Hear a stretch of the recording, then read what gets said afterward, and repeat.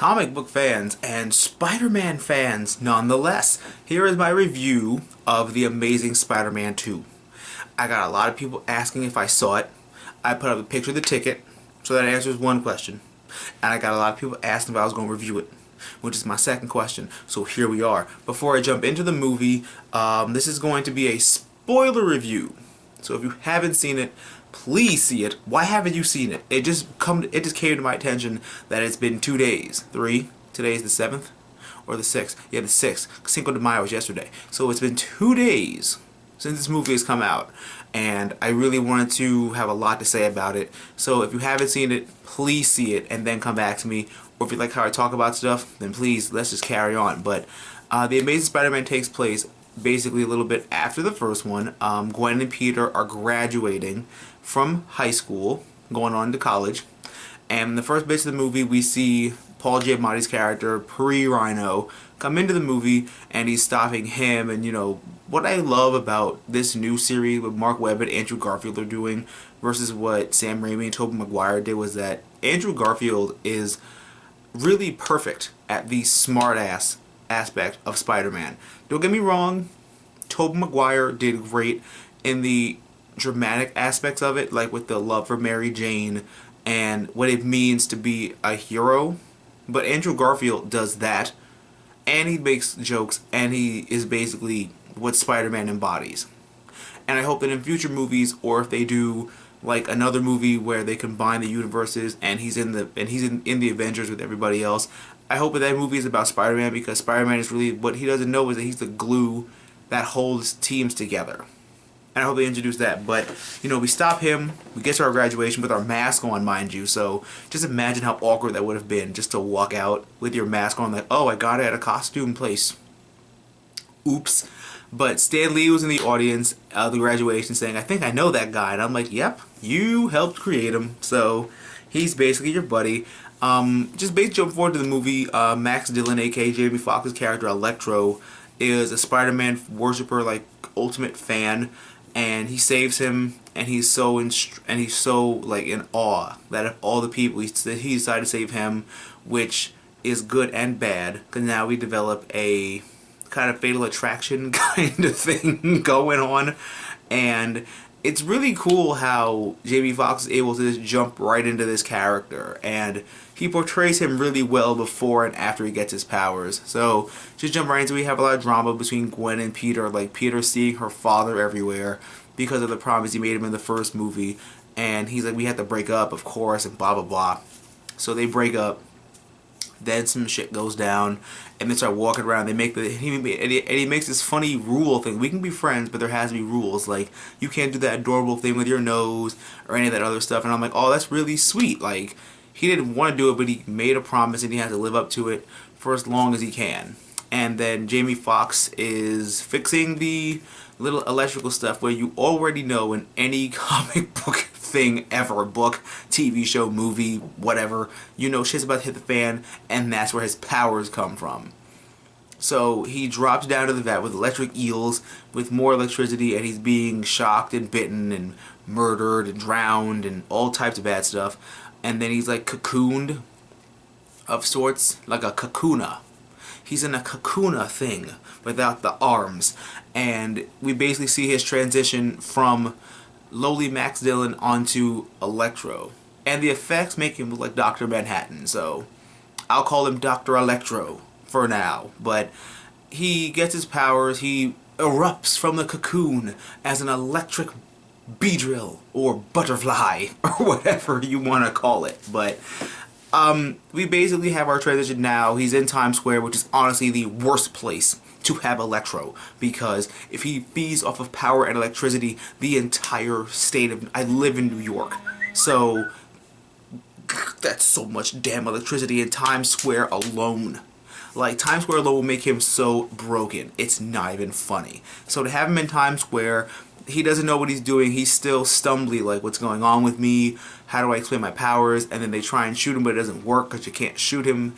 And Spider-Man comes to save the day, and he's like, why is it always about you? Do you remember me? And Spider-Man's like, give me a hint. What's your name? Just give me the first letter. I do that sometimes, too, when I don't remember. Somebody like, don't you remember me, Mr. Dark Phoenix? And I'm like, what's the first letter of your name? And then I'll get you from there. And he was like, we're going to help you. And he was being like legit, like, you know, we're going to help you, you know, we're going to help you sort through this and, you know, do everything. But of course you get that one rogue renegade cop who has to be a dick and try and shoot him, and then that makes him go off the deep end. I'm sorry. I don't know what kind of police hand training they have, but I would remix it to my own thing, where I'd be like, okay, that man can suck energy out from the floor, so I am not going to shoot him, because it will not work. But he gets shot, he gets scared, and that's when we go down a darker path for him. Their little fight scene starts. Spider-Man saves a bunch of people from being electrocuted on the little red stairs in Times Square. I've been there, by the way. And so we go on further down the line of the movie. Dane DeHaan comes in as Harry Osborn, which is really cool because he was also in Chronicle along with Michael B. Jordan, who are both Marvel movie superstars now. And Dane DeHaan does great as Harry Osborn. Like, Andrew Garfield and Dane DeHaan go great together as they do their little back and forth as Harry and Peter, which is really good, and I love the dynamic and the chemistry behind it. I'm only kind of upset at the fact that they casted a brilliant person. I believe it's Chris Norman who got casted as Norman Osborn, and I feel like he's dead, quote unquote. And I'm like, he's brilliant. Like, he would have made a brilliant Green Goblin. But if anybody's read the comics for as long as I have, I've read your comics, buddy, you know it too. Norman Osborn does not go down easy under any circumstances. So we'll be seeing more of him. We'll talk about that later on. And, you know, we go around how he has the goblin disease or whatever, and he needs Spider-Man's blood to help him because it's what could cure pretty much what anything, what they try to make it seem like. But further down the line, Electro and Harry meet, and he's like, I can help you, I need you, I need you. And he's like, you need me? Like, yes, please, for the love of God, help me. And the SWAT team is already down there grabbing him. He's like, I need you, help, help, help. They are grabbing me. And then he basically has the power to escape, and they both escape. And anybody else catch that damn Felicia reference? I'm in the movie theater like this with my arms crossed. I say your last name, bitch. Even if you don't say it, I already know who you are, Felicia Hardy, Black Cat. If she is Black Cat, they cast somebody hot to play her. Shit. I wanted Olivia Wilde to do it. But that girl, shit, I'll give her credit too. Because they're going to do these Amazing Spider-Man movies for a while, so I like that. Anybody's cast a Smythe reference, Alistair Smythe, I'll be so mad if that's him. That's something else I love about comic book stuff, where, like, a lot of the times us as the fans, we're not really asking for, you know, seen, you know, like for characters to be seen, not like, oh look, here's Batman. No, what we're really asking for is just name dropping and references, just so that we know that what we already know from what we've read is already in there. And if we've already seen the vault that has the Vulture's wings, can't wait to see Vulture. I really hope he's in it. And Doc Ock's little tentacles, can't wait to see those either. And the Green Goblin suit. Further down the line in the movie, Dane DeHaan's going insane because of all the stuff that's been going down because of what his family legacy is. And he injects himself with what is supposed to be like Spider-Man's blood, but it's not.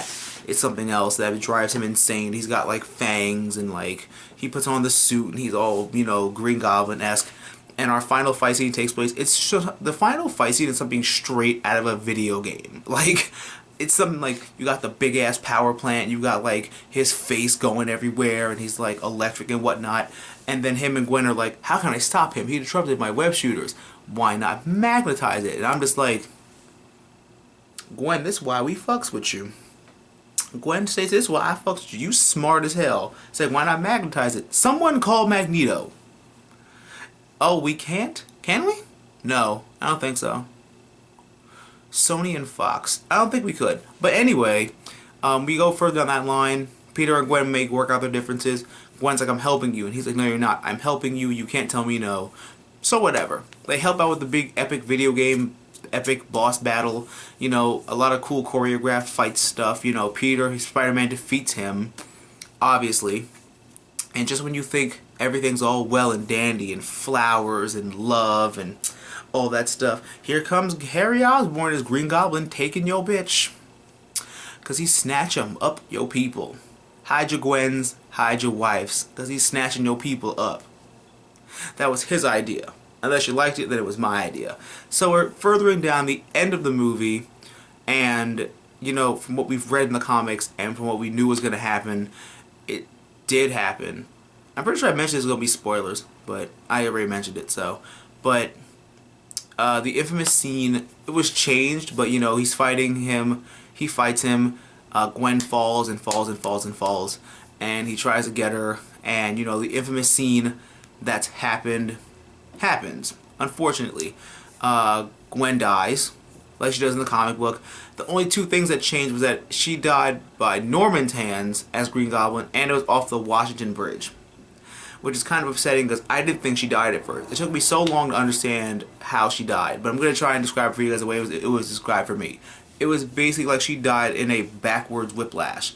Like, she fell, but then when she fell, it was like this. It was like, you know, she fell, when the web caught her, it was like this. It was like, woof, like that, and that's how her neck broke, and that's how she died. I didn't think so, because then if you listen carefully, you can hear, like, the snap or the crack. I'm so sorry I'm using you for a back-breaking reference. Back-breaking Spider-Man moment. But that's how she died. I was really sad. I was actually really sad. I was actually like shit. Like, I watched it with Dark Hunter Honey Bunny and our other friend, Andrew, and Dark Hunter's like, oh, she dead. I'm like, no, she's not. No, she's not. She fine. Ain't nothing gonna happen. That's Gwen. She fine. She bleeding from the nose. I'm like, she's just a little bloody. It's still good. It's still good. And then they had her funeral, and I was like, it's still good. She gonna come back. There ain't nothing wrong with her. And I'm so sad for Emma Stone, actually, because I got so used to her in this movie, and I'm not sure what they're gonna do next. But obviously, Peter is obviously heartbroken at this news, and he stops being Spider-Man for a while, because who can blame him, honestly. But in the last scene of this movie, we felt like we were cheated, because they teased Rhino so hard, and we got him in the last 5 minutes of the movie, with a little kid who was like, I'm not scared of you, I'm Spider-Man. I'm like, noble effort, you're an adorable little kid, but please do not die. Rhino's suit looked awesome, though. Like, that Rhino suit. And then Spider-Man came in, he was like, thank you for your help, you know, give me a pound, whatever, and, you know, just go back to your mom and I got this. And basically the last final scenes of the movie are what was in the trailer. So, I guess they're saving Rhino, because Paul Giamatti's coming back for Amazing Spider-Man 3, and I believe the Sinister Six. So, I think they're probably going to use him for a couple more seconds in Spider-Man 3, and then go off of whatever villains they pick from there. And that's how the movie ended with, and we stayed in the theater because you know how Marvel movies work. If you leave the credits, you're not a fan, and you suck. Do not leave a Marvel movie until the end credits, so you see that recovery scene from the computer. But then they show the Days of Future Past trailer. That was basically what we already saw.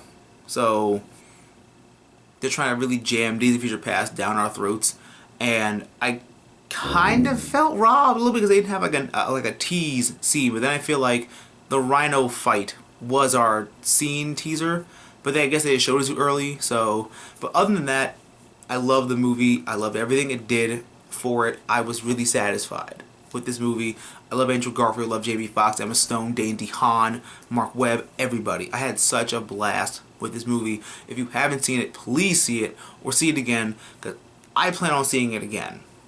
Like right before Days of Future Past, I'll probably see it and then go see Days of Future Past. But thank you guys so much for watching me watch Amazing Spider-Man 2. If you've seen it, comment down below what you thought of it. I'm giving it a 4 out of 5. Better than me. Could have said it better myself. 4 web slingers out of 5. Just for you, buddy. And I can't wait for the Amazing Spider-Man 3. I'll make my theories video based on that with enough fan response and fan questions about it.